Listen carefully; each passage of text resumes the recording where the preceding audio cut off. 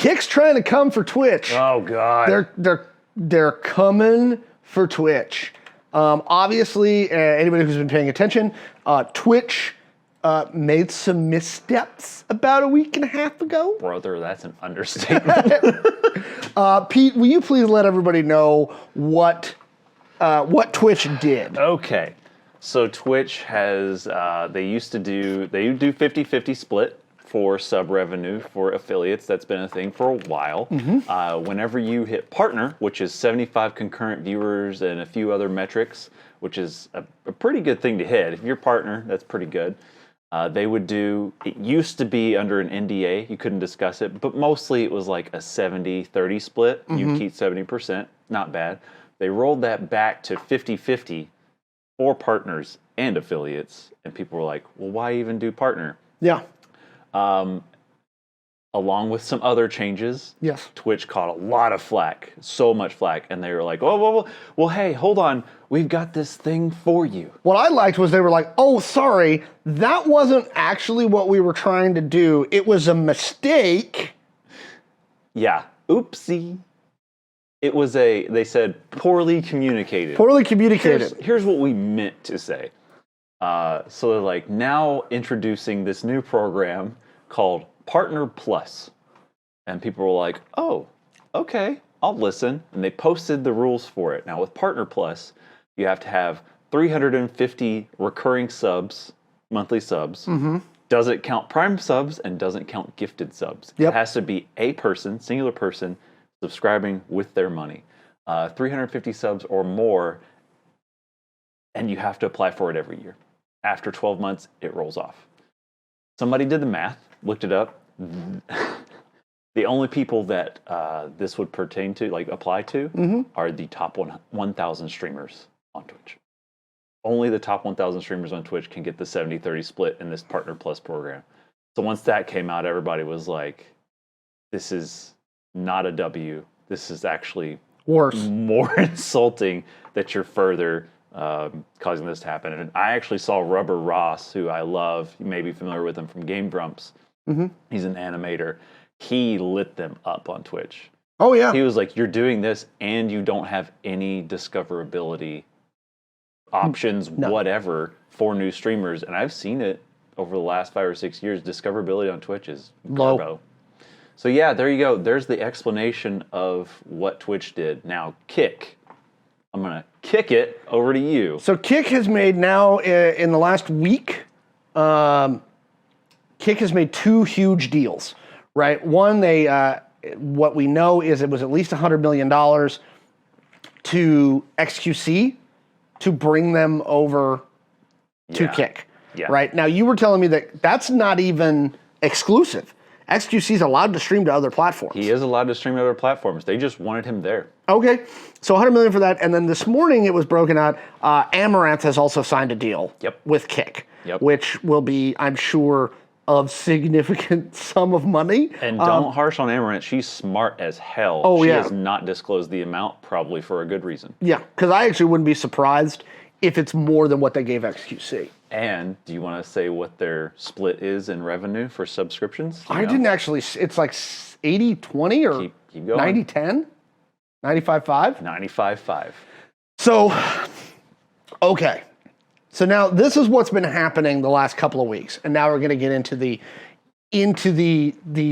nuts and bolts. All right, break down the Twitch thing more. And in fact, I'm going to break down a couple more things just because somebody else brought up YouTube. So YouTube is coming after Twitch as well, and we're going to talk about that in a second. Yes. Yes, they are. Basically, what happened was Twitch has been systematically over the last couple of years slowly angering their creators. Right? With some of the decisions they've been making about splits and about how ad revenue was being done and about how sub revenue was being done. And now they've got some new stuff for their premium partner programs. And it's just been a mess. And it's irritated us too, just trying to figure things out. Oh yeah. And it has been a frustration for us as well. Kick is another competing streaming service like Mixer was, right? Yep. And so now what they're doing is they're pulling the Mixer. Mixer went after Ninja. They went after a bunch of big streamers to try and lure them over the platform. And YouTube, what they're doing, as opposed to signing these giant deals, and I'm going to say why here in a second, I think YouTube's smarter about it, and here's why. I think so. You're signing a $100 million deal with xQc, and again, we don't know the intricacies of that deal or what amount of it is guaranteed, et cetera, et cetera, et cetera. Maybe I imagine the $100 million is the top end of what he could possibly earn, not what's actually guaranteed. There's more. We're going to get there, Chad. Okay. This is a complicated web. What YouTube's done is they actually lowered their thresholds for partner, right, by half. Which is a good move, period. Right. So now Pete and I are still unclear at this stage as to whether it's like a different level of partner and it only allows you to unlock lives or like live subscription stuff on YouTube. We're still not clear on that, but what it is now your first level of monetization, where it used to be 1,000 subs and 1,000 live hours, it's now 500 and 500. Okay. Right? It's way lower. Really? Okay. No, not 500 and 500. It's 500 and 3,000. Sorry, it went from 4,000 to 3,000, but only 500 subs. It's a significant cut, though. It's a significant cut in what you're required to do to meet that. Now, the thing with Twitch used to be, getting to affiliate is not the challenge. You can do it. A lot of people can get to affiliate. Getting to affiliate is doable. Sometimes it takes a little longer. Sometimes it's a grind, but you can do it. And most of the grind for that really is followers and concurrent viewers, because you can get to the watch hours and stream hours pretty easily. Like number of days streamed in a month, and then how many hours you stream in a month. Those ones are the easy ones to do. Now, again, they're doing weird stuff with their thing. It used to be really easy to get to affiliate, so at least you were monetized. YouTube, it's always taken a lot longer to get to the monetization. It's a very slow snowball. But once you're at monetization, the payouts on YouTube are a little better, right? And a little more consistent. Once you get there, you're grandfathered in, and it is just more consistent. They make less sweeping changes. Yes. Do we want to get into the Kick thing? So Kick is apparently powered by gambling and crypto, by gambling sites and crypto. Yeah. Now, here's the thing. The only reason, somebody said it in the chat, RIP Mixer and bleed cash.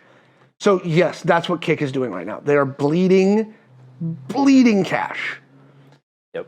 I don't know how long they can keep up that pace. That's the big question. How big is the crypto gambling market? Also, if you move to Kick, reminder that crypto is still very up and down. Things can fluctuate by up to 10% daily on their prices.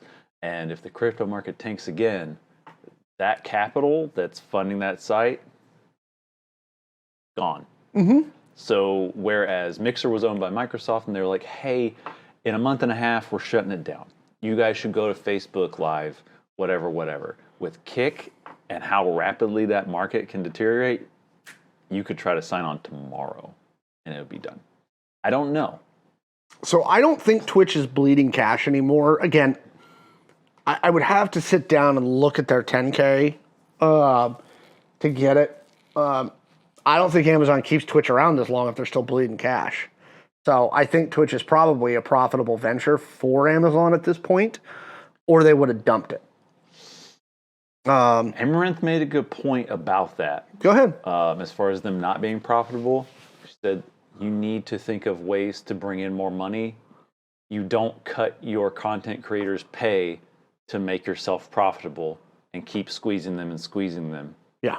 Because eventually it's not going to be they're not going to make any funding to pay themselves by streaming. Because then they have to go outside and get sponsorships. But what do we know about Twitch? Oh, that was the other thing that Twitch was trying to shut down was in-stream sponsors.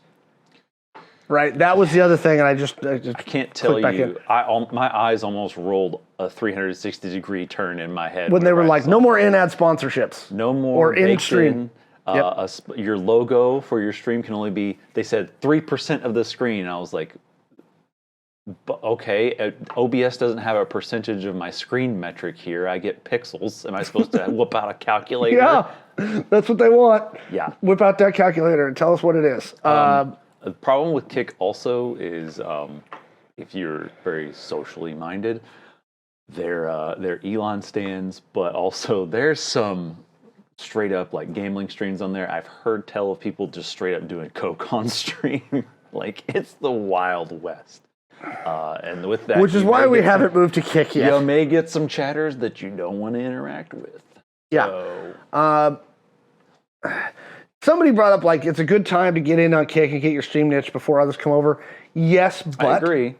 Yes, but the risk that you're taking is, again, it's the Wild West.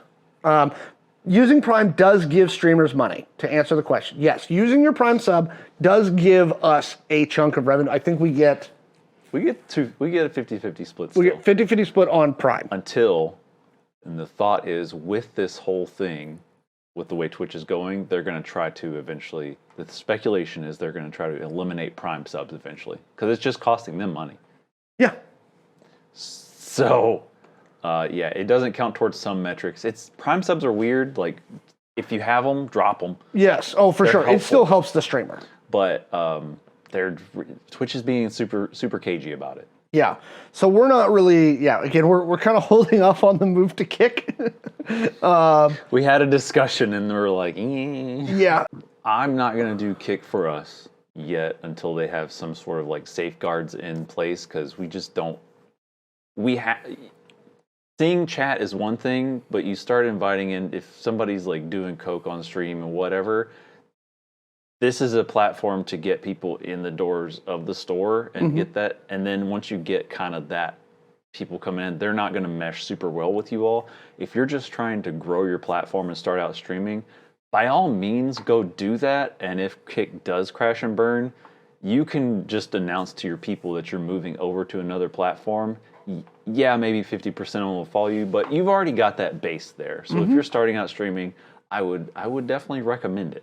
Like, it's not a bad thing to choose a new platform and build that way. No, it's because not. There's not oversaturation. So. Well, and you've talked about it a lot. Discoverability on Twitch from the times when you were a Twitch streamer years ago. It's bad. To now is terrible. Yeah. It's hard to find new streamers on Twitch. Twitch is very much focused on their whales. Let us know what you think. I'm curious, but yeah, my prediction is Kick's gonna burn out. Pete, what do you think? I think 6 months, maybe 9, and it's done. I think it maybe also depends on regulations. Is crypto gambling illegal? Gambling cash is illegal. Hey nerds, thanks for watching. Visit gamersheavenpnw.com for our merch store, which you can get cool shirts like this and rep some of my awesome art. Also, like and subscribe for more content so we can make more videos for you.